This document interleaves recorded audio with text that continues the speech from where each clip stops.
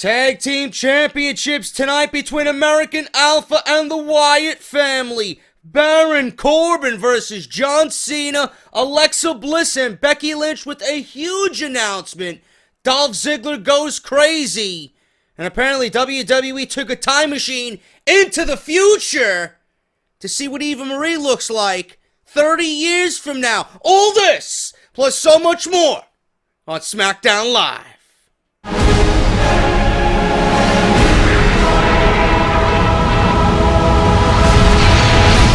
What is going on, guys? JD from New York here. Smackdown Live review for January 10th, 2017. Tonight we're going to be covering the A Show.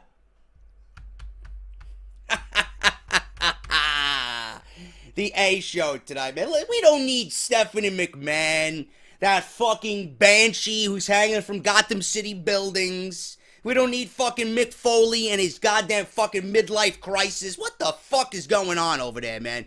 Seriously, you even had Lana tonight.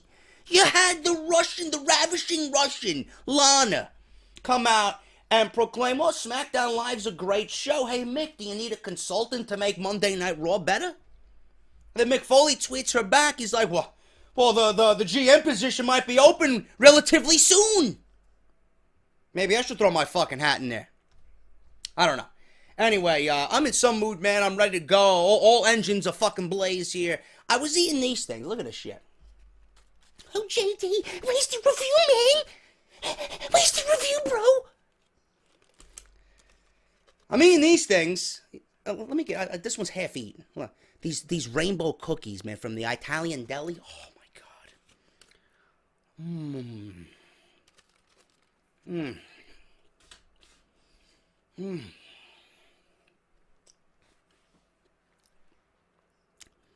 Had about a fucking whole thing in them tonight, man. I got a sugar rush going on.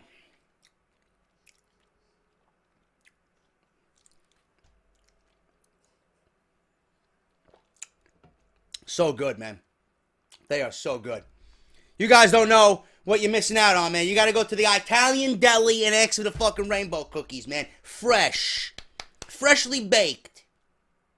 Now, I don't know about the rainbow cookies, man. They're good, but I don't know if they're better than this, man. Listen to this. The beautiful Alicia Fox. The beautiful Alicia Fox. The beautiful Alicia Fox. What the fuck? Are you fucking serious, man? I type in Noam Dar on fucking YouTube, and that's the first thing that pops up.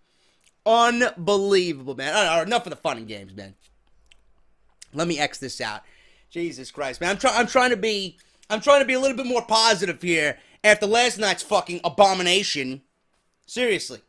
You don't need a fucking a grading or a report card mid-show to grade Monday Night Raw, man. You see, SmackDown is like the funny little American kid in class, you know?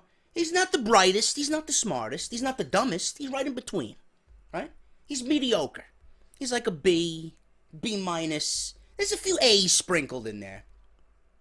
But, you know, Monday Night Raw is the fucking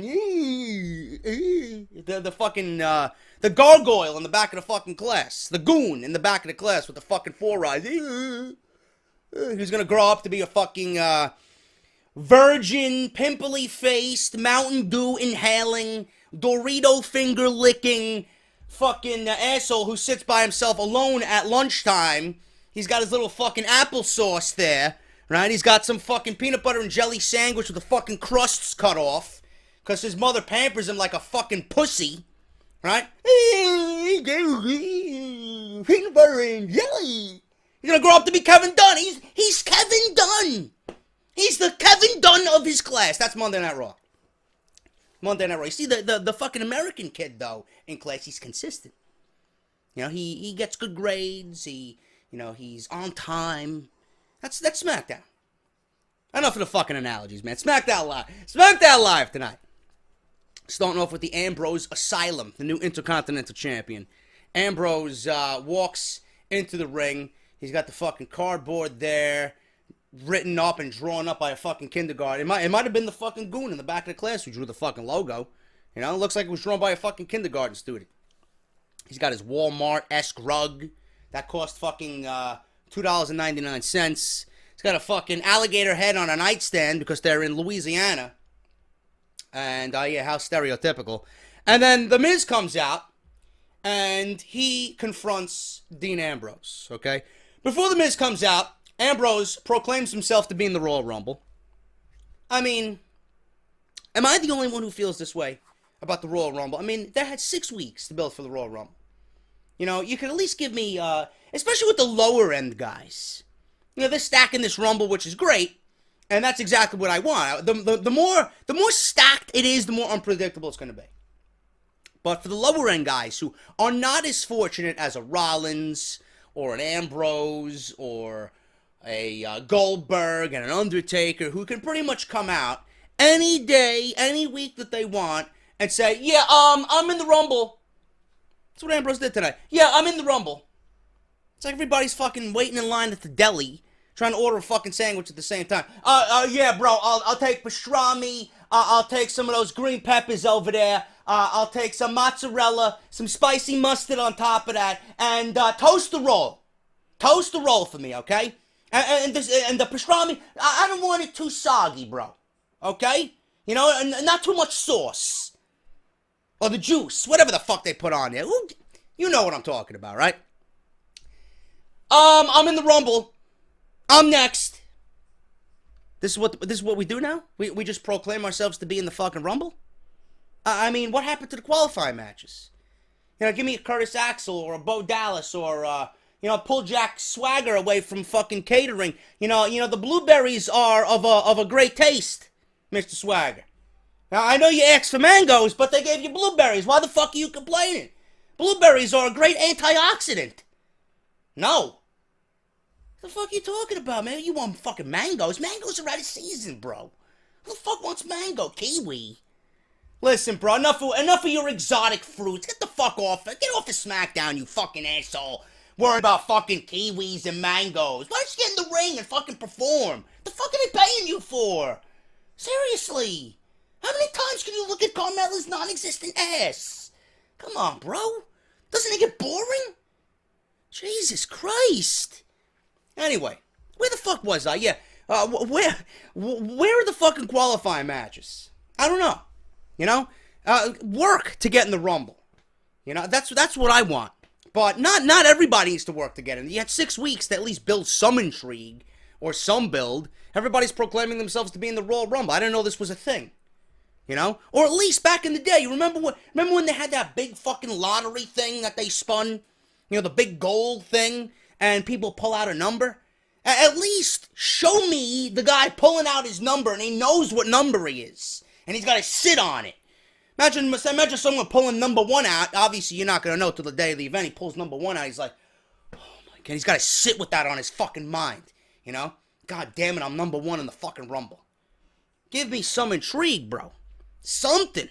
Everybody's just coming out and say, yeah, I'm in the Rumble. No, that's not the way you do it. Anyway, The Miz comes out and says that Dean Ambrose is ruining the Intercontinental Championship. With each day that he's champion, it brings the prestige down. Now, The Miz enters himself in the Royal Rumble as well. Yeah, I'm in the Rumble. Miz wants him to hand over the IC title. Ambrose says that he does have something of The Miz's, but it's not the IC title. Ambrose picks up the alligator head that's sitting on the nightstand, and in a satin sock, he pulls out a plaque, and Ambrose gives The Miz his own participation award. The Miz receives the Miz Participation Award. Now, I don't know if Ambrose mistakenly gave this to Miz without knowing. Maybe he meant to give this to Stephanie McMahon and Mick Foley, because Monday Night Raw certainly... Actually, no, this is too good for Monday Night Raw. They don't try at all. Now, I would understand if they tried on Monday, but every Monday that we watch, it looks like nobody fucking tries a goddamn thing on Monday Night Raw. So they don't even deserve a fucking participation award. They deserve to be off television, period. Miz attacks Ambrose. He throws the plaque right in his face. Ambrose fights back. He hits Dirty Deeds eventually on Miz. And that was that. You know, Maurice went for a slap. She accidentally slapped the Miz. That's what led to Dirty Deeds. It was a whole combustible element there. And whatever the Miz tried to do backfired. So Ambrose and Miz look like they're building towards a possible another match. I'm not sure if it's going to happen at the Rumble. We still got 3 weeks left to go. But right now, both men are in the Rumble match, and that's how you start the show. Wow. That's how you start the show, folks, without authority figures. Wow. What a fucking concept. We start without authority figures, but we start with an IC title. IC title feud and storyline. We see a recap of Nikki and Natalya. Apparently, they are opening match here tonight on SmackDown. Before we even get to the match, Natalya attacks Nikki in the back and throws her into a fucking steel gate, and she injures her knee, Nikki does. So, this match looking like it's not taking place. Nikki comes down to the ring eventually after Natalya makes her entrance. They start brawling all over the place. There's 2 things I noticed during this brawl, okay? The match never got underway. It was a no contest. They pretty much separated both women because they were just fighting all over the ringside area. There's 2 things I noticed here. Number 1, does Nikki's bottom half of her attire get smaller every week? I swear to God, I'm watching this, and I'm like squinting. I didn't know if she had wrestling gear on, or if she had fucking lingerie on, or if she was wearing underwear. It's like it's getting smaller week by week. Now, I don't have a fucking problem with that. That's just a nice little generous observation from JD. Let me know if you guys notice the same thing, or am I losing my fucking mind? Number 2, I'm thinking about these women and watching what they're doing. And I'm thinking to Monday nights and the women over there. It looks like the women on SmackDown are a little bit more, what's the word? Hungry? The women on SmackDown are a little bit more feisty. The women on SmackDown are a little bit more, what is the word? Intense in what they do. It's like they beat the shit out of each other more so, a little bit more violently than they do on Monday Night Raw. It's like Monday Night Raw is like, you know, unless you're fucking Charlotte or Sasha, apparently. You know, it's like they're fucking playing in the park, you know, slapping each other. You know, Monday Night Raw, they're fucking slamming, SmackDown rather, they're slamming each other all over the fucking arena. You know, they're fucking, just cat-like mentality, man, clawing each other's eyes out. So those are the 2 things I noticed. This match never got started. In the end, in the aisleway, right on the ramp, Natalya locked in the sharpshooter and then walked to the back. So Nikki was hurt after this. Natalya got the best of Nikki here on SmackDown Live. Dolph Ziggler versus Kalisto. Okay, the one last week, I don't know her name. They all look the fucking same to me. Championship. Whatever the fuck her name was. She interviewed Dolph Ziggler, and he was asked about his actions last week. He didn't say a goddamn fucking word. Now, I came out last week and said, goons, calm down. There's no heel turn yet. Okay, let Dolph Ziggler explain himself. He tried to explain himself, and he's on Talking Smack tonight. I'm not going to watch it, so whatever the fuck he says, whatever I'm going to say might be null and void at the end of the night anyway. But Dolph Ziggler did not say a word. He just looked with a blank stare, and he walked off. He fought Kalisto tonight, which I like to see. WWE picking up from where they left off last week. If this was Monday Night Raw, Dolph Ziggler would be fighting, I don't know, Bo Dallas. You know, he wouldn't even be fighting the guy that he attacked. So, Kalisto and Dolph Ziggler, they were having a decent match up until the end here. Ziggler lost control of this match, and he lost with a roll-up. Kalisto beat him with a roll-up. Kalisto pins Dolph Ziggler. Now, this is where the fun begins. Dolph Ziggler is absolutely fucking enraged. He is so frustrated. He clotheslines Kalisto's head off, and he's about to leave the ringside area. And he's about to go to the back, but he goes to the timekeeper's desk, and he grabs a steel chair. He destroys Kalisto with the steel chair. Now I'm thinking, okay, we're one step closer to this being what it should have been last week, but it was not last week. Okay, so we're inching there. We're getting there. The slow build is getting there. We're about to cross the finish line. And all of a sudden, Apollo Crews comes out. He attacks Dolph Ziggler in the aisleway. They start brawling from the aisleway to the ring. Ziggler takes the steel chair, nails Apollo Crews in the gut with it, and he starts bashing him and Kalisto with the steel chair. Now I can honestly say two things. Number one, Dolph Ziggler is healed. The transformation is complete. Goons, okay? More so this week than it did last week. Last week was just tendencies. It was a tease. This week, you take a steel chair to Kalisto, still who's fucking unimportant anyway on SmackDown, but to Apollo Crews, yeah, it's a heel turn now. Ziggler is full-fledged heel. I'm liking it. We still don't have a reason why he's doing what he's doing. Number two, Dolph Ziggler is broken, Brother Ziggler. He is now broken. But he is working for Meek Mahan! I can't wait. I wish Matt Hardy would fucking come to WWE, man. That would be fucking great. Seriously. You know, Matt Hardy can enlist Dolph Ziggler. You know? Broken Ziggler. I like that. Anyway, I'm just talking out my ass. Ziggler is definitely a heel. He is transforming into a bad guy on SmackDown. So it's going to be interesting to see this. He definitely needs it. He definitely needs this.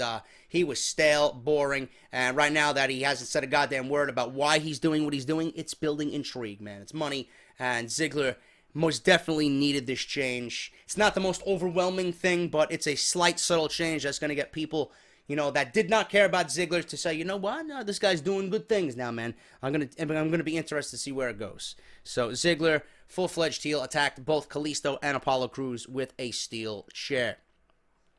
American Alpha cuts a backstage promo about how they will retain the SmackDown Live Tag Team Championships. One thing I want to make mention of watching the American Alpha cut a promo. I don't know who the fuck is booking and producing this show and who's scripting these promos. It's like a completely different fucking company. I mean, yeah, it's WWE, it's SmackDown, it's Raw, but the people who are in charge of SmackDown, it's like they don't even work for WWE, man. It's like it's being booked by a completely different organization. What the fuck is going on here, man? The promos on SmackDown do not sound as cringe and scripted as they do on Monday Night Raw, and I can appreciate that, man. I really do. So, that's the one thing I noticed about American Alpha. They were actually talking like normal human beings and not like a robot who I think needs to be in the ring tonight. I will get my revenge tonight. Then I will go to Royal Rumble and eliminate 29 other men over the top and go to WrestleMania in the main event for the WWE Championship. Are you fucking kidding me? That's how they talk on Monday Night Raw. American Alpha, they talk like normal human beings, like you and I would talk at the fucking bar. Give me another Guinness, please. You know, and pour it right this time, asshole. If I don't see foam, you did it wrong. You know? So, I don't know what's going on with these shows, man, but, again, it looks like the ideology is different from SmackDown to Raw. It looks like the solution is very simple. Do what SmackDown is doing on Monday Night Raw. Maybe we'll have a good show. They still haven't figured that out. I don't know why. It's right in their fucking face. It's like the fucking Chinese, like we mentioned last week, the fucking Chinese kid in class. If you gotta get up from the fucking desk and walk over to his fucking chair. Oh, okay, the answer for number 7 is B. Okay. Come on, bro, it's right in front of your fucking face. Why do we have to go through misery every Monday night? Seriously. Anyway, American Alpha, Wyatt family. I thought this was going to be a short-lived run for the American Alpha. And lo and behold, they keep the titles. They keep the titles. There was distractions, again by Luke Harper. Now, the most important part of the match here is Randy Orton was going for his signature second rope DDT, which he eventually hit on Chad Gable. The best-looking DDT I think I've ever seen Randy Orton execute. Gable sold that thing like a fucking zillion bucks. He landed right on top of his fucking skull. Now, I don't know if he's hurt or not. It looked brutal. But hopefully he's okay, because that was a thing of fucking beauty. If you guys DVR'd it, or you're going to watch it on Hulu or YouTube if they show highlights, be aware of that. Beautiful fucking the best DDT I've ever seen Randy Orton do, ever.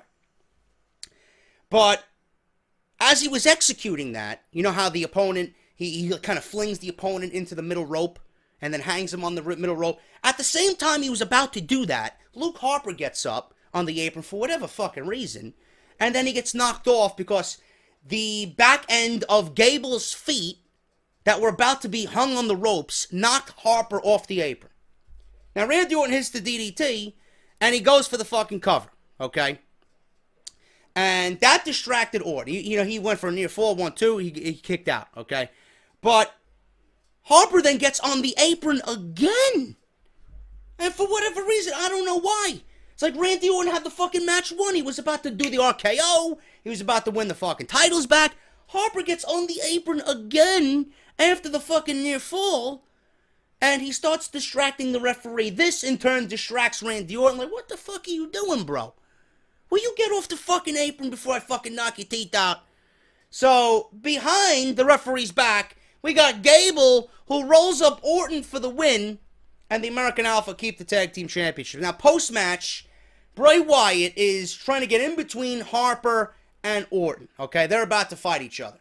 They go nose to nose, face to face. Harper was going to super kick Randy Orton, but Bray Wyatt was right there, and he accidentally kicked Bray Wyatt right in the face. Wyatt got up, walked to the back, while Orton and Harper were just standing in the ring. He looked at both men, and he was, I don't know, I guess he was daring one of them to attack one another, you know? So right now, all is the same with the Wyatt family, but after Bray Wyatt left the ringside area, I thought we were going to see a complete meltdown here. Nothing happened. So the Wyatt family intrigue is building. Who is going to be the first to pretty much attack the other? Who is going to remain loyal to the Wyatt family? That's what it looks like to me. Now, I don't know if I don't know if this is, this might end up being what Randy Orton really wanted. He wanted to destroy the Wyatt family from within. Not because of something that he did, because he knew Harper was jealous, and he's feeding off the jealousy, and he's using that now, purposely, the things that he's doing. You know, the DDT, the spot last week, you know?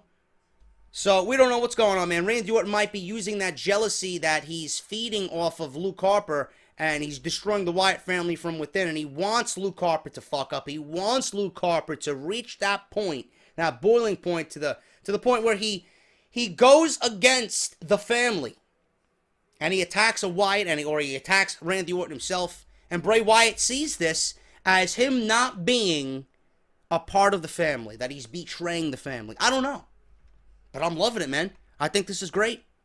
Bray Wyatt walks off, he's pissed, and they lost their chance at the Tag Team Championship. American Alpha retains the title, but that's not the biggest story coming out of this match. The biggest story here is what is happening with the Wyatt family. Very intriguing stuff. Great stuff here on SmackDown Live with all three men.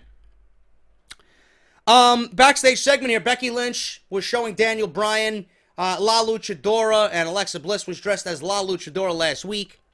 They made the announcement that for the first time ever, Becky Lynch and Alexa Bliss will be in a SmackDown Live Women's Championship match next week inside a steel cage. No La Luchadora going to be interfering this week.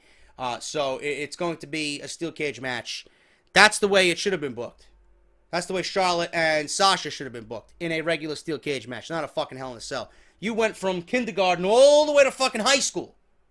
Give me a break. This is going to be great. Can't wait to see it. And you want eyes on SmackDown? SmackDown continuing to build for the next week's show within the current show. And that is a huge fucking main event. Steel cage match between two women. Love it. Love it. Love it. Carmella versus CJ Lundy. What the fuck was this? Seriously. I seen this. First of all, we seen fucking James Ellsworthless, skipping to the ring with Carmella. Number one. Number two, we look in the ring to see CJ Lundy. Where do they find these people? I would love to know. It's like WWE has their own breeding ground for fucking goons. Somewhere. An unidentified, it's like Area 51. It's like an unidentified fucking location. Who the fuck is this? I don't know what I was watching here. You know what CJ Lundy looked like? I swear, I posted it on Twitter. She looked like one of these fucking ugly broads that would walk into Al Bundy's fucking shoe store. These over fucking grown, oversaturated fucking beasts who would walk into Al Bundy's shoe store. Yeah, you got a size 3? And it looks like they wear a fucking size 16. You know? That's who CJ Lundy looked like. Awful. What is this? Did WWE go back or actually go forward in time? Did they take a time machine from now to 40 years into the future to see what Eva Marie's gonna look like in her fucking 50s? Is this Mae Young's fucking great-great-granddaughter? What the fuck is this shit? And on top of that, she botched the fucking ending. Looked awful. You could put me in there, I'd do a better job. Carmella, squash, wins with a submission. That's it. Waste of fucking time. What is with these Carmellas in squash matches now? And she still comes out to fucking crickets. So what good did it do? Seriously. And still, the crowd was chanting, "Let's go jobber." I don't know.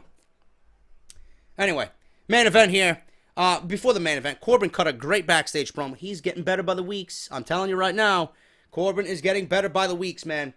He's going to be a future WWE champion this year. In fact, he's going to win Money in the Bank, and then he's going to win the title. Okay? But I was stating this fucking weeks before the new year turned. Baron Corbin's going to be a WWE champion in 2017. I was a fan of his in NXT. I've slowly started to become an even bigger fan of his on the main roster. He is going to be a fucking blue chipper. Guarantee it. John Cena versus Baron Corbin. This match really didn't do anything. It actually got started at the 9:50 hour, you know, right 10 minutes before the fucking end of the show, and then they took a commercial. So in between 9:50 and 10 o'clock when the show ends, and you know SmackDown ends right at 10 o'clock on the dot, they took a fucking commercial break. AJ Styles was at ringside with commentary, and John Cena wins here.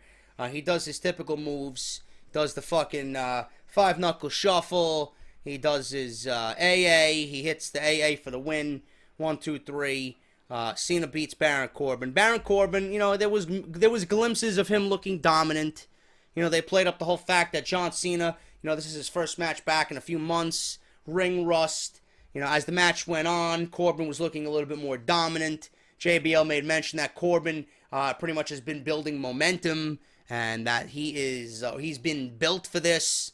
And he's hanging in there with Cena, and they were all building, you know, they were pretty much building the story that, you know, Cena has ring rust, like I said. But in the end, Baron Corbin lost. Now, I don't want to hear the fucking goons. Oh, JJ, John Cena, he buried Baron Corbin. Listen, we got 3 weeks till the Royal Rumble, okay? John Cena, number 1, needed a win in his first match back, okay? Number 2, it does nothing to Baron Corbin. Baron Corbin is still going to be Baron Corbin. You want to know why?